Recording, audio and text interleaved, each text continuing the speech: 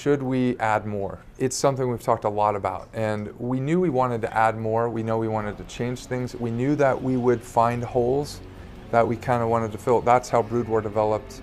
That's how the Frozen Throne was added to Warcraft 3. There was things that we felt like this would be fun and would add to it.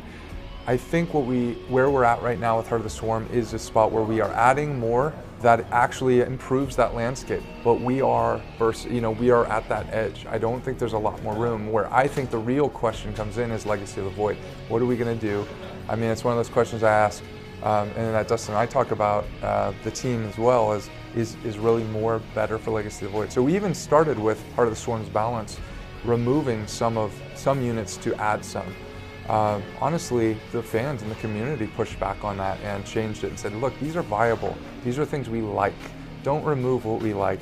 And these new things allow for different options. It needs to be viable to the players from the tactics that they can bring to any particular match, and also to the viewer to understand, whoa, man, what a cool combo they're doing right now, or that's so awesome. Watching Vipers with Hydras underneath, it's crazy. That really does not exist today. You'd think Hydras would be more viable, more used, but this was a new tactic that we'll see, I think, a lot more of in Heart of the Swarm, and that's a good thing, not a bad thing. But for me, it's keeping track of it all and making sure that it's tight and we're right at that limit. So the question for me really goes, okay, now, smart guys, what are you going to do with Legacy of the Void? And we continue to talk about it, and it may be that by then there's enough understanding and we feel comfortable enough that a couple additions is okay.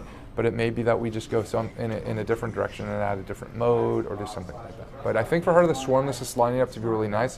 One of the reasons we're even doing this is, we had particular balance at last year's BlizzCon towards the end of the year, and we've made some pretty significant changes, removed units actually that just weren't working, and have it in a pretty tight spot right now that we feel good about, and we're very close to heading into beta. So we want to give this reveal, and then we'll head off here into beta and we'll see what the world kind of says. So I'm a Terran player, the new version of the Reaper, which has regeneration now out of combat. So you can go do a raid and then pull back and do it. Well, I'm not a great micro player, and for me, one of the most significant things was viability of Reapers for me. I really don't have a build that has Reapers involved at all.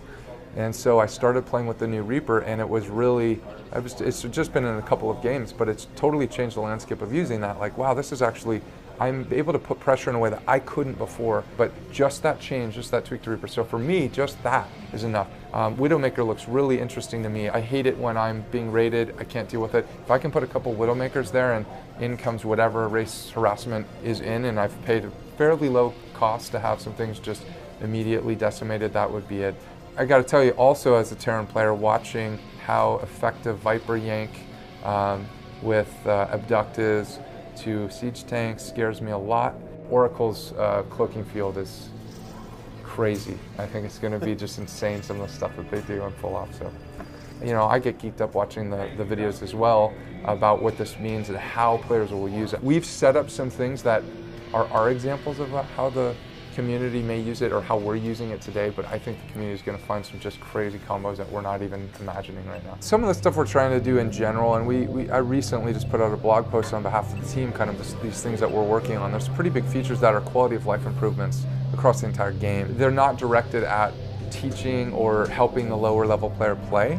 They are much more directed at just improving quality of life. So clans and groups, which allow people to find the content in players or users that they want. So you can imagine map editor groups that have other people that are building things together, or players who love to use custom games and play in the new arcade space. Arcade, which is coming online, I don't know if you know this, but we have a pretty significant patch that we actually have a beta for, that's in beta right now, that totally changes the UI around custom games, really gives them the prominence I think they need.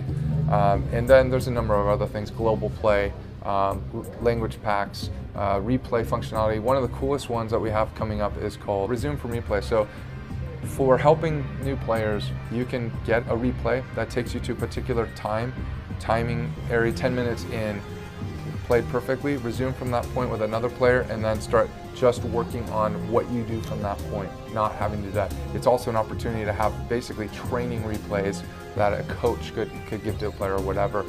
So there's some improvements there. It is an area that I feel pretty passionate about, that I want us to ultimately address and make it more friendly to players and convince them. But For the most part, it's quality of life improvements across functionality and UI so that more people can have access and discover things like their friends. Quick join in D3 is a great example of, hey, oh wow, you don't have to learn to right click to jump into a game. You see that, no, there's somebody viable right now you can play with.